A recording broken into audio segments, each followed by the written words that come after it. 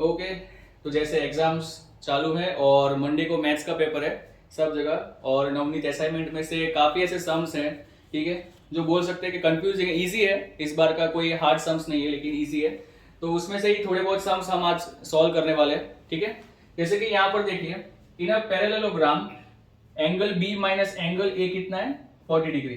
Find all the angles of parallelogram A B C D. तो हमें A B C D चारों angle की values find करनी, और दिया गया है यहाँ पर angle B minus angle A दिया है, ठीक है।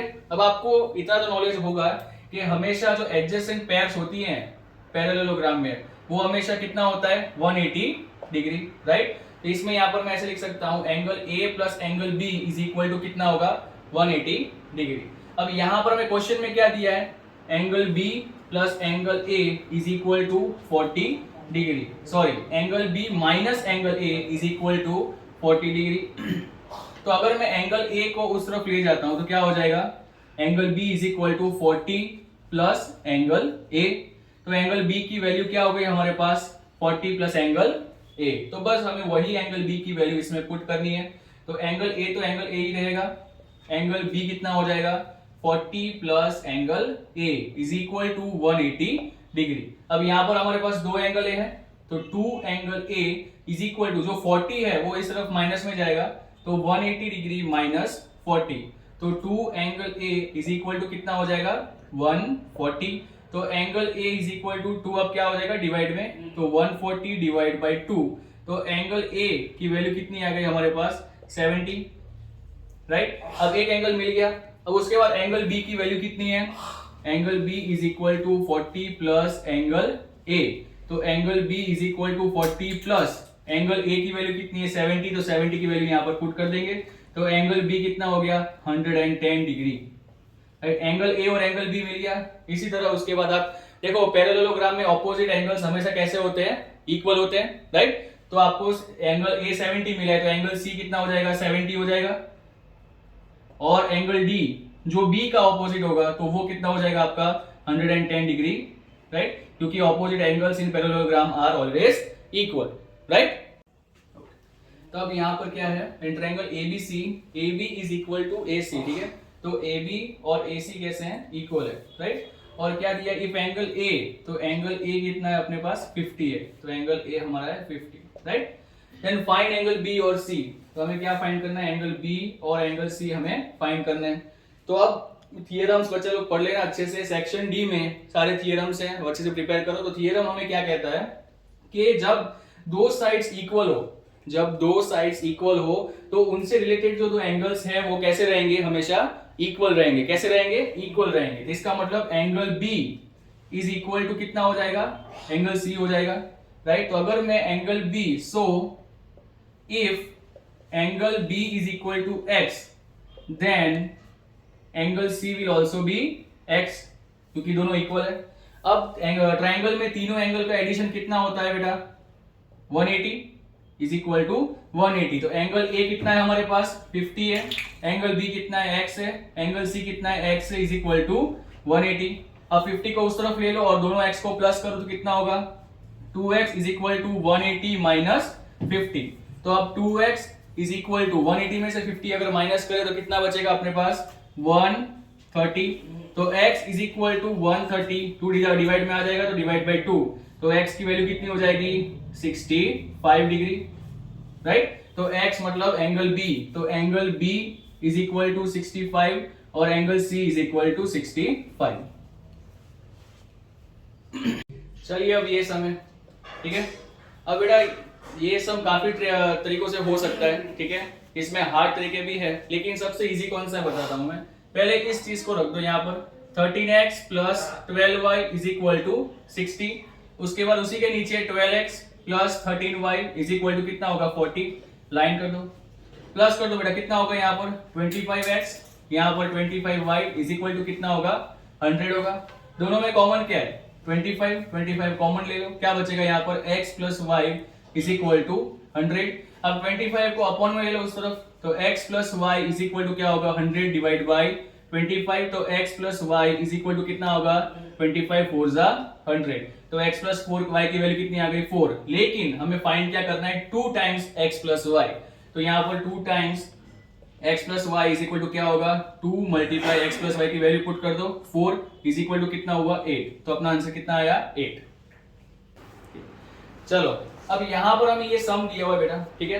तो हम इसको हम काफी तरीकों से कर सकते हैं और डिटेल में भी जा सकते हैं, लेकिन अगर 2-3 मार्क में ये सम पूछा जाए तो अपने को इतने डिटेल में जाने की जरूरत नहीं है, ठीक है। मैं आपको समझा देता हूँ कि कैसे आपको ये सम करना है। अब यहाँ पर आप देख सकते हो कि जो एक लाइन होती है तो उसमें जो पूरा एंगल होता है यहाँ पर तो कितने का होता है 180 डिग्री, ठीक है। तो इसमें से हमें यहाँ पर इतना दिया है उसका 127, तो हमें ये वाला अगर हम फाइंड करें तो जैसे कि for example angle P R Q हमको फाइंड करना है, तो क्या करेंगे हम 180 पूरा 180 है, ठीक है, उसमें से हमें 127 दिया है तो माइनस कर देंगे, कितना बचेगा 53 डिग्री बचेगा। तो ये हमारा कितना आंसर आ गया 53, ठीक है। उसके बाद हमें x की वैल्यू अगर फाइंड करनी है तो देखो आपने ऐसे आप देख सकते हो, आप पढ़ चुके हो अल्टरनेट एंगल किसे कहते हैं 50 और ये x है, ठीक है। तो ये अल्टरनेट एंगल्स हो गए, राइट, और अल्टरनेट एंगल्स हमेशा कैसे होते हैं, इक्वल होते हैं, ठीक है। तो यहाँ पर x की वैल्यू कितनी हो जाएगी, x इज इक्वल टू 50 हो जाएगा, तो ये हमारा हो गया 50। तो बचा कौन y, तो वो हम नॉर्मली फाइंड कर सकते हैं angle p plus angle q plus angle r is equal to कितना होगा 180। अब इसके बाद हमारे पास एंगल p है नहीं, तो एंगल p का p रखो, q कितना आ गया हमें 50 और r कितना है हमारे पास 53 इज इक्वल टू 180। तो angle p is equal plus, अब इन दोनों को प्लस कर दो, कितना हो जाएगा बेटा 103 इज इक्वल टू 180।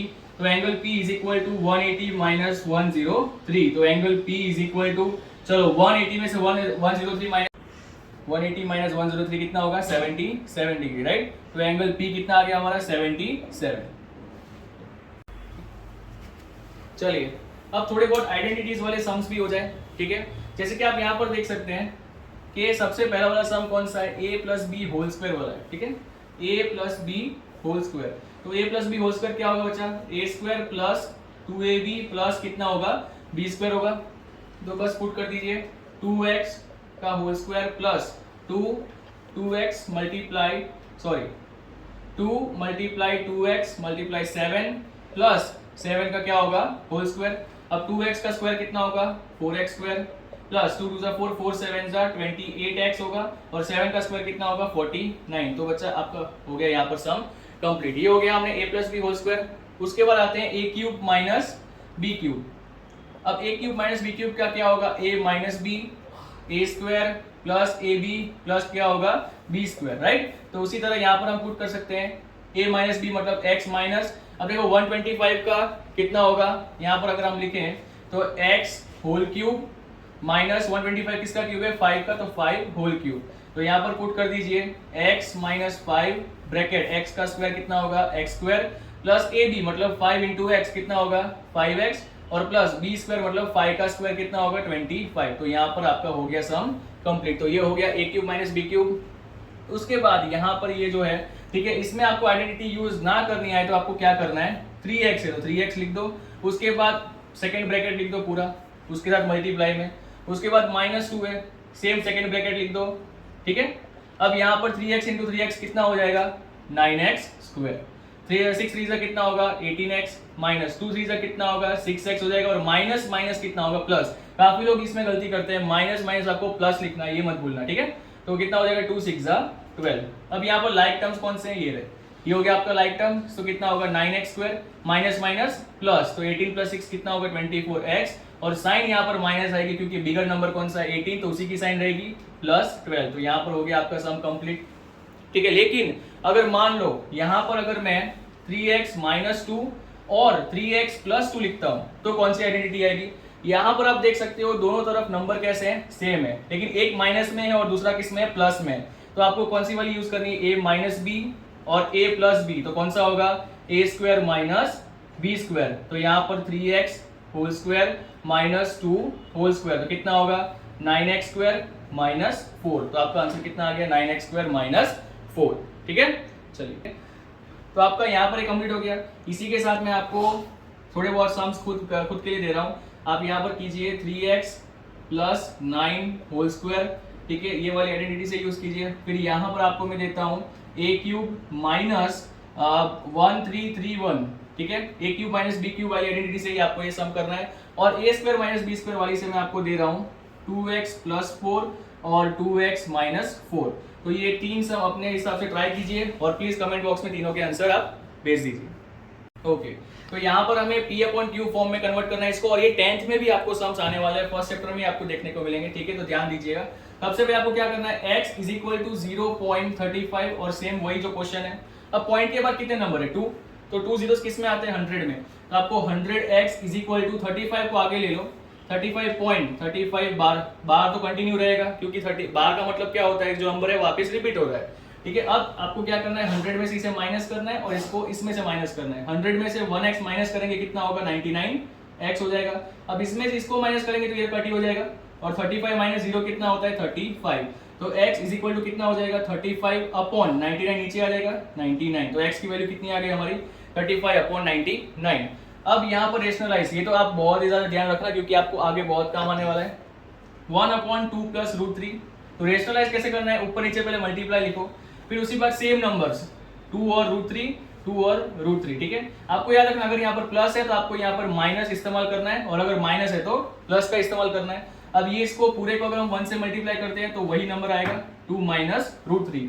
यहाँ पर देखो क्या है, ठीक है। तब यहाँ पर a प्लस बी और a माइनस बी का इस्तेमाल कर सकते हैं, तो 2 प्लस √3 2 माइनस √3 तो क्या हो जाएगा 2 स्क्वायर माइनस √3 होल स्क्वायर। तो यहाँ पर क्या होगा 2 माइनस √3 अपॉन 2 का स्क्वायर कितना होगा 4, √3 का स्क्वायर कितना होगा 3, तो 2 माइनस √3 अपॉन 4 माइनस 3 कितना होगा 1, तो इज इक्वल टू 2 माइनस √3। आपका आंसर कितना आ जाएगा यहाँ पर 2 माइनस √3। देखो अब कंस्ट्रक्शन का भी मैं करवा रहा हूँ, अब यहाँ पर मैं आपको क्लियर एंड कट राउंडर और उससे नहीं करवा सकता हूँ, ठीक है, लेकिन रफ फिगर जरूर मैं आपको दिखा सकता हूँ ताकि आपको पता चले कि कैसे और कौन सा पहले करना है, ठीक है।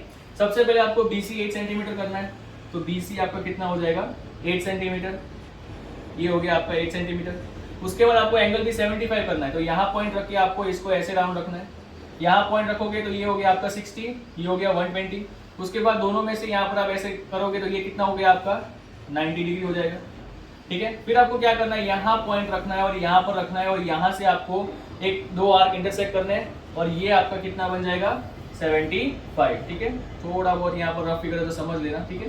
ये कितना हो गया आपका 75 डिग्री।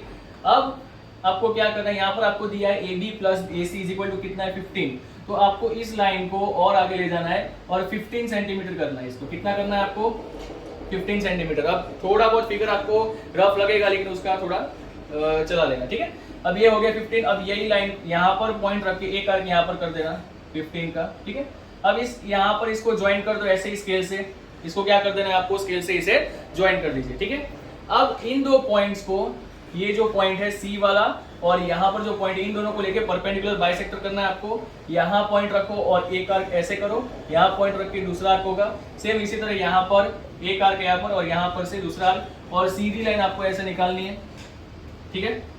फिर उसके बाद जो लाइन यहाँ पर इंटरसेक्ट हो रही है वहां से आपको सीधा यहाँ पर एक लाइन करनी है, ठीक है। यहाँ पर से आपको सीधी एक लाइन निकालनी है, तो ये आपका हो गया A, ये हो गया B और ये हो गया C। आप मेजरमेंट ले सकते हो, आपको जैसे दिया है वैसे ही इन दोनों का एडिशन कितना होगा आपका 15 सेंटीमीटर, ठीक है। वापिस एक बार समझ रहा हूँ, आपको करना है क्या है, 8 सेंटीमीटर लाइन ड्रॉ करनी है, आर्क बनाओ 75 डिग्री, ठीक है। आपको नहीं पता चलेगा तो उसके लिए भी अलग से बनाऊंगा कि डिग्री कैसे करी जाती है। तो 75 डिग्री बन गया आपका। उसके बाद एक लाइन खींचनी है आपको जो 15 सेंटीमीटर होनी चाहिए। कितनी होनी चाहिए 15 सेंटीमीटर, क्योंकि यहाँ पर हमें 15 दिया गया है, ठीक है। फिर उसी लाइन को यहाँ से इससे ज्वाइन कर दो। फिर ये जो पॉइंट है और ये जो पॉइंट है, इन दोनों पॉइंट से आपको दोनों तरफ परपेंडिकुलर बाइसेक्टर करना है। फिर एक लाइन खींच दो और यहाँ पर जो लाइन इंटरसेक्ट हो रही है, जहाँ पर टच हो रही है, वहां से सीधा यहाँ पर कर दीजिए और आपका बन गया A, ये हो गया B और ये हो गया C। अब हमने प्लस वाला एक कंस्ट्रक्शन देख लिया, एक माइनस वाला भी हम कंस्ट्रक्शन देखेंगे। यहाँ पर QR कितना है 9 सेंटीमीटर, तो एक QR कर दो, सॉरी यहाँ पर नहीं करेंगे, हम बीच में करेंगे। थोड़ा बहुत आपको समझना पड़ेगा क्योंकि बोर्ड छोटा सा है, ठीक है। यूज आएंगे, पैसे भी मिलने शुरू हो जाएंगे, उसके बाद एक बड़ा सा बोर्ड भी लेंगे, ठीक है। तो यहाँ पर Q और R ये कितना हो गया 9 सेंटीमीटर। उसके बाद आपको 60 डिग्री करना है। 60 डिग्री सबसे सिंपल बेटा, यहाँ पर एक आर्क कर दो ऐसे, यहाँ पॉइंट रख के एक आर्क कर दो, ये कितना हो गया 60 डिग्री हो गया। अब आपको यहाँ पर कितना लेना है, देखो एक आपको सीधी लाइन भी निकालनी है और आपको नीचे भी सेम ही एक लाइन ऐसे करनी है, ठीक है। उसके बाद आपको क्या बोला, यहाँ पर 3 सेंटीमीटर है, तो राउंडर का एक मेजरमेंट लो और यहाँ पर पॉइंट रख के 3 सेंटीमीटर का आपको राउंडर से करना है और एक यहाँ पर एक आर्क कर देना, ठीक है। 3 सेंटीमीटर होना चाहिए बच्चा, ठीक है। उसके बाद आपको क्या करना है, ये जो आर्क है इसकी लाइन यहाँ से ज्वाइन कर दो। क्या करना है आपको, ये जो लाइन है इसका आर्क यहाँ पर से आपको ज्वाइन कर देना है, ठीक है। उसके बाद आपको क्या करना है, ये जो पॉइंट है और ये जो पॉइंट है, ये दो पॉइंट से आपको परपेंडिकुलर बाइसेक्टर निकालना है। यहाँ से आपको दो आर्क ऐसे करने, एक ऐसे और यहाँ से दूसरा आर्क, उसी तरह यहाँ से एक आर्क आएगा और यहाँ से दूसरा आर्क। ये आर्क आपका यहाँ पर भी बन सकता है, यहाँ पर भी बन सकता है, कहीं पे भी हो सकता है, ठीक है, उसका टेंशन नहीं लेना है आपको। और उसके बाद एक सीधी लाइन आपको उसमें से निकालनी है, ठीक है। और यहाँ पर जहाँ पर ये इंटरसेक्ट हो रहा है वहाँ पर आपको ये सीधा लाइन टच कर देंगे, तो ये बन जाएगा आपका P, Q और R, ठीक है। चलो।